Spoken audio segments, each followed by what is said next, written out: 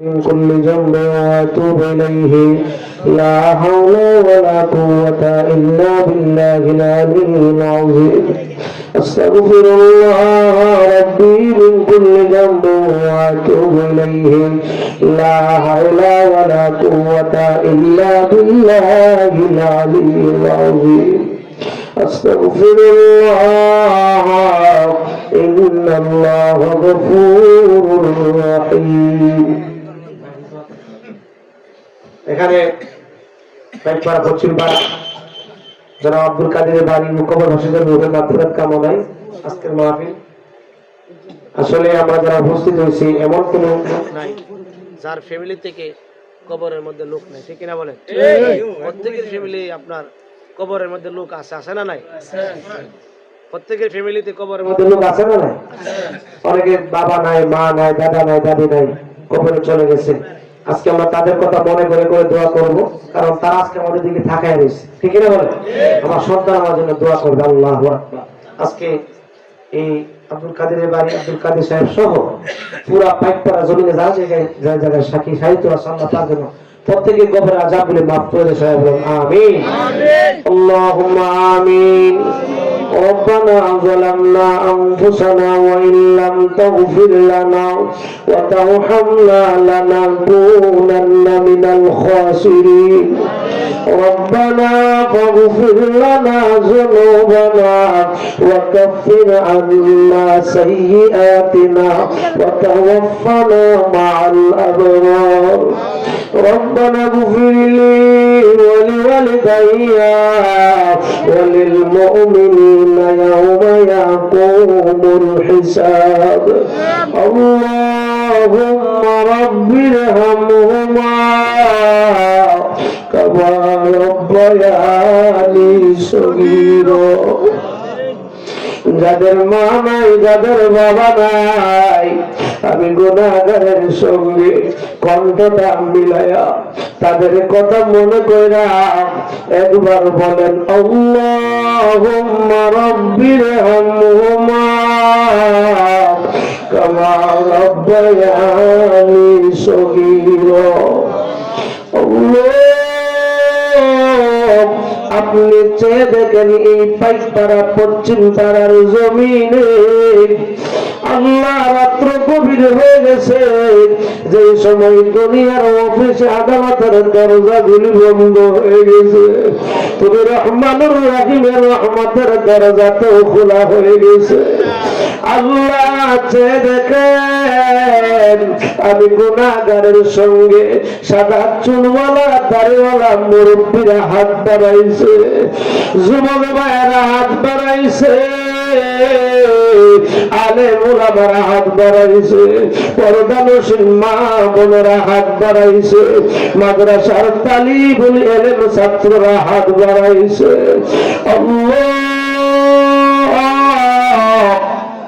সন্ধ্যা থেকে নিয়ে পর্যন্ত যা কিছু তেলাওয়াত করা হয়েছে, আলোচনা করা হয়েছে, বলবি আর তুমি গুলি ক্ষমা করো, সবটুকু লক্ষ কোটি গুণে বাড়াইয়া যেই নবীর উসিলায় আদম হাওয়ার দোয়া তুমি কবুল করেছিলা, যে মায়ার নবী দয়ার নবী এখনো রোজা মুবারকে কান্দেন ইয়া রব্বি হাবলি উম্মতি, নবীজির রওজা মুবারকে কবুল আর মঞ্জুর করে নাও।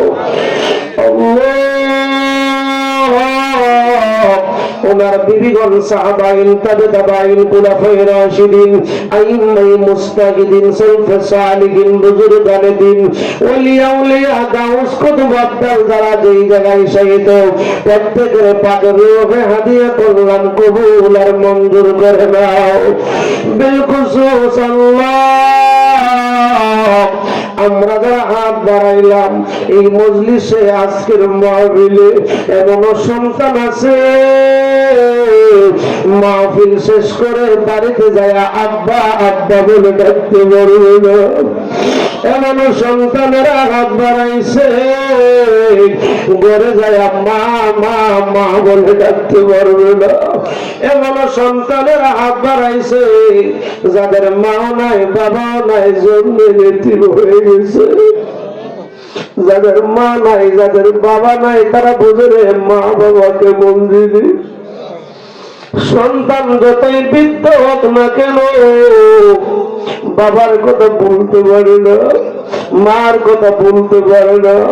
যখনই বাবার কথা মার কথা মনে হয় সন্তানের অন্তরাত্মায় দাও দাও করে আগুন জ্বলে ওঠে। সন্তান যতই বৃদ্ধ হোক না কেন মা বাবার কথা বলতে পারে না। তাই সময় দেখি মুরব্বী লোকটা হুজুর আমার আব্বা নাই আম্মা নাই একটু দোয়া করে। অথচ 20 বছর 30 বছর আগে বাপ মা চলে গেছে, তাদের কথা বলে চোখের পানি গুলি ছেড়ে দেয়। কিছুদিন আগে সিলেট গেলাম মাহফিলে। আমি সিলেটে বাস থেকে নেমে সিএনজি করে যাবো ড্রাইভারটা হুজুর আপনি তো মাহফিলে যাবেন, আপনি তো বক্তা, আজকে কোন বিষয়ে ওয়াজ করবেন?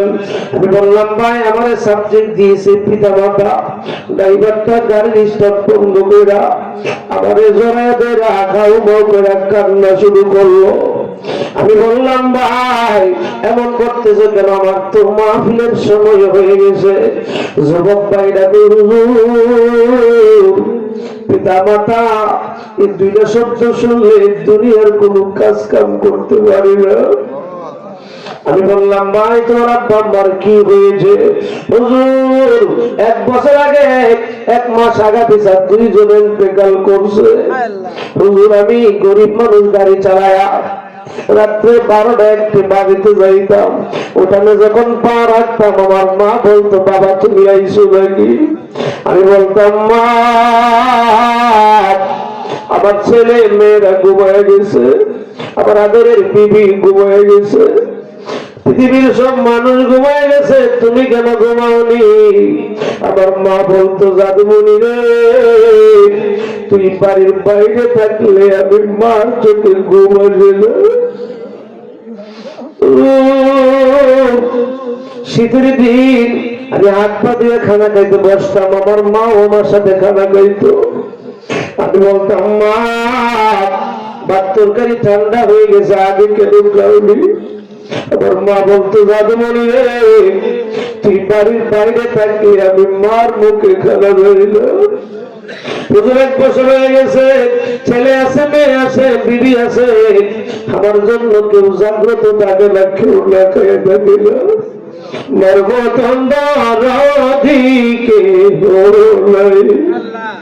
বিদেশে বিপাকে যদি কারো সন্তান মারা যায়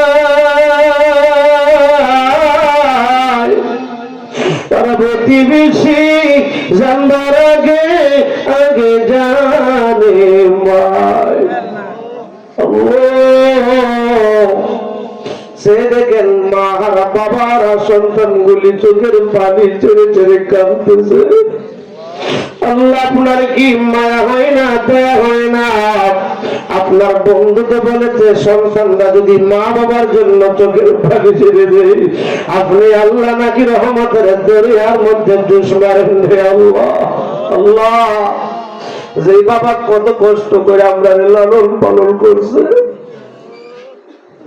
আমার বাবা যখন হাজিপুর দিকে গিয়ে বলছি বাবা পরীক্ষার ফিস দিতে হবে, আমার আব্বা টাকাটা নিয়ে বাজারে যাইতেছিল, বাজারে টাকাটা আমার দিয়ে দিয়েছে। আমার মা বলছে ঘরে বাজার নাই, বাজার করবেন না। আমার বাবা বলছে আমার সন্তান পরীক্ষার ফিস দিয়ে মাদ্রাসার বেতন দিবে, টাকা দিয়ে দিয়েছি। আল্লাহ যে বাবা জীবনে ভালো একটা খাবার খতম পাইলে পকেটে করে আমরার জন্য হয়েছে, যে মা 10 মাস 10 দিন কত কষ্ট করে গর্ভে ধারণ করছে, এই মা মায়া শীতের দিন ডান বাজু শুয়াইলে প্রস্রাব করে দিয়েছি, বাম বাজু শুয়াইছে, বাম বাজু প্রস্রাব করে দিয়েছি, বুকের উপর শুয়াইছে, বুকের উপর প্রস্রাব করে দিয়েছি। এরপরে মা দমক দিয়া কত বলে নাই আব্বা মাজার কবরে প্রত্যেকের কবর গুলিরে জান্নাতের বাগান বানিয়ে দাও। এই আব্দুল কাদিরের বাড়ির যত মুর্দেগান কবরে এই পাইকপাড়ার জমিনে বাসতলায় গাছতলায় পুকুর বাড়ে যারা যেখানে ঘুমিয়ে আছে জানুয়া পরিমাণ ইমান নিয়ে প্রত্যেকের কবরে সবগুলি পৌঁছায় দাও আল্লাহ। এই গ্রামের প্রবীণ সর্দাররা যারা ছিলেন, প্রবীণ মুরব্বীরা যারা ছিলেন, মোদের হাফিজ মাস্টার সাহেব, নায়েব আলী সর্দার সাহেব, আল্লাহ তারা কত ভালো ছিল। হাজিপুর মাদ্রাসার জন্য তারা নিবেদিত প্রাণ ছিল গো আল্লাহ। এমন ভাবে অনেক মুরব্বীরা আজকে দুনিয়ায় নাই। আল্লাহ প্রত্যেকের কবর গুলিরে জান্নাতের বাগান বানায়া দাও আল্লাহ। তুমি যদি আযাব দাও তোমার তো কোনো লাভ হবে না, তুমি যদি মাফ করে জান্নাতবাসী করে দাও তোমার কুদরতের তো কোনো কমতি হবে না। আব্বাই আম্মা যারা গেছে কবরে মাফ করে দাও নূরের নবী। আব্বাই আম্মা যারা আছে সংসারে মক্কার মদিনা গো আছে তার আল্লাহ। যে বাপ মারে দেখলে কবুল নজর সব বাপ মা যারা বেঁচে আছে তাদের হায়াত বাড়া দাও, তাদের খেদমত করবার তৌফিক দান করে দাও। আমরা ব্যবহারে তার মধ্যে যেন শব্দটা না আসে আল্লাহ। আজকে জায়গায় জায়গায় মা বাবারা নির্যাতিত সন্তানের হাতে, এগুলা যখন শুনি বড় কষ্ট লাগে, বড় দুঃখ লাগে গো আল্লাহ। প্রত্যেকটা ভাইদের অন্তরে মা বাবার মহব্বত ভালোবাসা তুমি বৃদ্ধি করে দাও আল্লাহ। যারা মাহফিল সাজাইছে টাকা দিয়া পয়সা দিয়া শ্রম দিয়া তাদের আত্মীয় স্বজন যারা কবরে প্রত্যেককে মাফ করে দাও। দুনিয়ায় যারা বেঁচে আছে হায়াত বাড়াইয়া দাও আল্লাহ। অনেক মুরব্বী বাবারা হাত বাড়াইছে, গভীর রাত্র পর্যন্ত বসে রয়েছে আল্লাহ আল্লাহ। তোমার বন্ধু বলেছে চুল পাকা দাড়ি পাকা মুরব্বীরা হাত বাড়াইলে তোমার নাকি লজ্জা লাগে আল্লাহ। প্রত্যেকের হায়াত বাড়াইয়া দাও আল্লাহ, প্রত্যেকের হায়াত বাড়াইয়া দাও, প্রত্যেকের কামাই রোজগারে বরকত দান করে দাও, এলাকার মধ্যে কাজ রহমত বরকত নসিব করে দাও। এই মাস শাবানের মাস, এই মাসের 14 তারিখ দিবাগত রাত্র সারা রাত্র ইবাদত বন্দি করবার তৌফিক দান করে দাও। এই মাসের রহমত বরকত আমাদেরকে দাও, রমজান পর্যন্ত আমাদের হায়াত লম্বা করে দাও আল্লাহ। মাদ্রাসার তালিবুল ইলম ছাত্ররা হাত বাড়াইছে আল্লাহ, তাদের যেখানে যাওয়া বাড়াইয়া দাও আল্লাহ, প্রেম শক্তি বাড়াইয়া দাও। তোমার কালামুল্লাহ শরীফ সিনায় ধারণ করতে পারে সেই শক্তি তুমি দান করে দাও আল্লাহ। মাবুদ অনেকে বিদেশের জমিনে আছে, তোমার উপর হাওলা করে দিলাম, তুমি জিম্মার জামিনদার হয়ে যাও।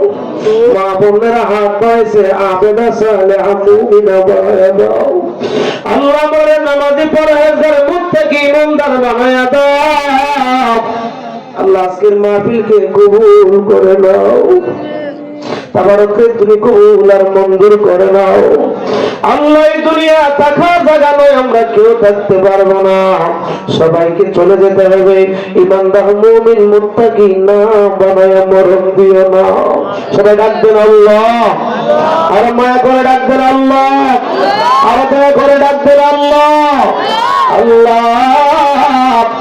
মক্কা মদিনার মেহমান না বানায়া মরণ দিও না।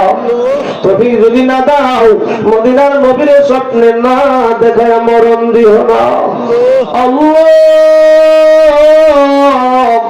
জুমার দিন মৃত্যু দিও, মাহে রমজানে মৃত্যু দিও, নামাজরত অবস্থায় কুরআন তেলাওয়াত অবস্থায় মৃত্যু দিও।